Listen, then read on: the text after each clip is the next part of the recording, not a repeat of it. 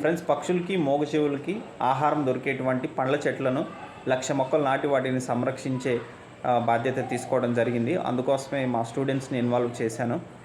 ఇప్పుడే ట్యూషన్ అయిపోయింది. 8 అయిందనమాట. 6కి వస్తారు మా ట్యూషన్ పిల్లలు, 8కి వెళ్ళిపోతారు. సో వాళ్ళకి నేను ట్రీ గ్రోయింగ్ బ్యాగ్స్ అయితే ఇచ్చాను. అలానే మట్టిని కలెక్ట్ చేయమని చెప్పాను. సో వాళ్ళు కొంతమంది మట్టి కలెక్ట్ చేశారు, మీకు నేను చూపిస్తాను. ఇప్పుడే వెళ్ళిపోయారు. చూడండి, ఇవన్నీ కూడా ఈ కవర్లలో తెచ్చారు. ఈ కవర్లో ఇక్కడ చూడండి మట్టి. సో మనకి ఇక్కడ కనిపిస్తుంది. నెక్స్ట్ ఇక్కడ పేరు కూడా చూడండి,